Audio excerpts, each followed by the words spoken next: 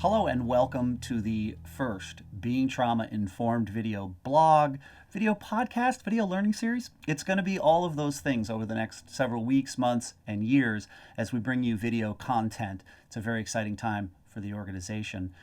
My name is Chris Wilson. I'm the director of Being Trauma Informed.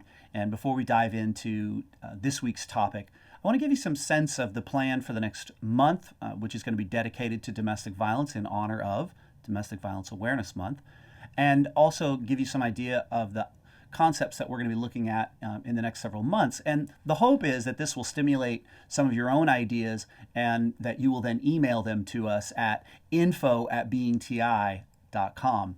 We would love to hear from you, info@beingti.com. So the schedule for the next month is going to look like this. Today we're going to talk about why for the next several weeks we're going to be referring to intimate terrorism and not domestic violence. So that's what today's video will be about.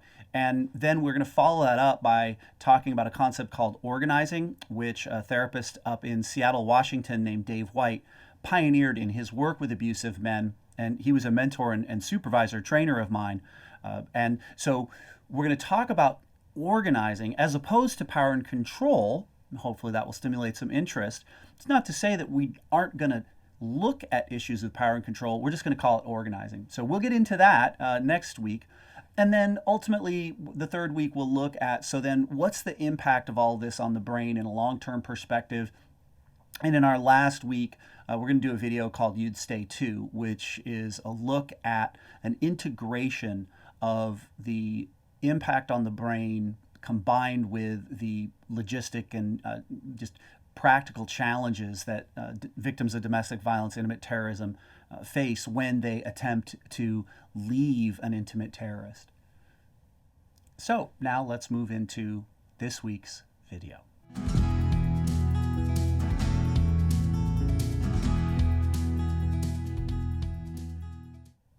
So why is it that I think it's a good idea we consider using the term intimate terrorism when talking about the dynamic between two individuals in an intimate relationship wherein one of them uses a pattern of power and control over the other? So this goes back to 1999, 2000. I had just started sitting in on running groups for abusive men, men that were mandated either by the court system or they were mandated by their partner to come in to group. They were struggling with using power and control and abuse in their intimate relationships. So I went to a training that first year, met some really interesting individuals, and over the lunch hour, one of them at lunch asked all of us, hey, have you heard of this research that men and women are equally abusive in intimate relationships? And the question was being asked as sort of a, can you believe this research came out with this finding? Because for most of us, that was not our experience in the work that we were doing. So I immediately went back to the office and started looking at this research because we had quite the discussion about it. But without having read it myself, I didn't want to come out with too strong of an opinion.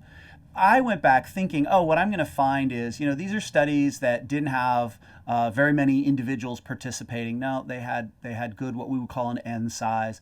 I thought, maybe they're not using the types of instruments that have been validated and that are accepted for getting a sense of the degree to which a partner is abusive in a relationship. No, they were using well-accepted instruments. And my last hope was, maybe they're just not appropriately or effectively interpreting the research. And, the reality was this was really well done research. It's research that the conclusions were very clear, that in the couples they studied, and there's a hint, in the couples they studied, the men and women were equally abusive. And of course, today we would talk about a heterosexual bias there. So that's where Michael Johnson comes in. Michael Johnson is from Penn State, and one of the things he did was provide context for us with regard to this research that suggests that men and women are equally abusive. And what Johnson suggested was that there's two fundamental dynamics going on that we need to be aware of when we talk about the more broad term of domestic violence, okay? So what Johnson suggested is that the research that suggested that men and women are equally abusive was looking at couples that were engaging in something he termed situational couples violence. So, from Johnson's perspective, situational couples violence was violence that occurred in the context of an otherwise healthy relationship where there was no power and control dynamic, meaning one partner was not using power and control. The abuse wasn't coming from that place of power and control. It was two individuals who perhaps they escalated quickly when they argued, perhaps they lacked effective conflict resolution skills, perhaps they were using, right, drugs or alcohol that impaired their ability to regulate their emotions and their behavior. Situational couples violence.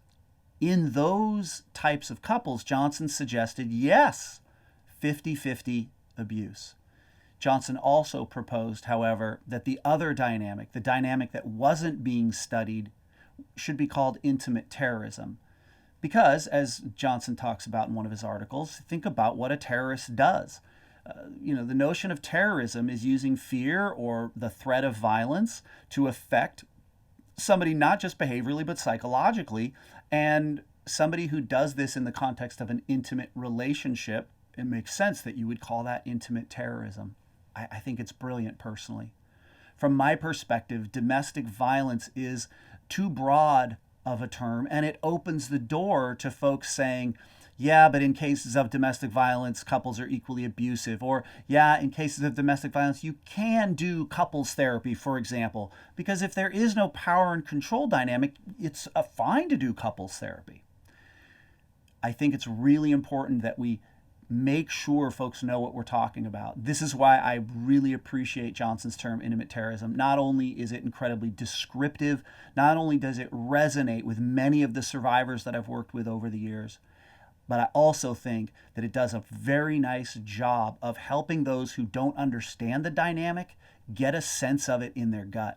Because we all can relate to this notion of terrorism. What does it mean to be terrorized? And I think it's safe to say that in cases of intimate terrorism, you can relate in your gut what that might be like. So from my perspective, Johnson got it right on. Intimate terrorism is what most people call domestic violence. In years since, he's shifted a little bit, suggested that perhaps we should use the term coercive controlling violence. But personally, I always come back to that initial term, intimate terrorism. Intimate terrorism. Intimate terrorism. I always come back to that term, intimate terrorism, because for me, that's the most descriptive and effective term. So over the next several weeks, you're going to hear me referring to intimate terrorism when I talk about organizing. You're going to hear me use the term intimate terrorism and talking about the impact of organizing on the brain. And you're going to hear me talk about intimate terrorism when we talk about why you would stay too. So that's all for today. Would love to hear your comments and your questions. Please feel free to reach out either via email or feel free to make comments, and look forward to interacting with all of you there. So until next week, take care and thank you for watching.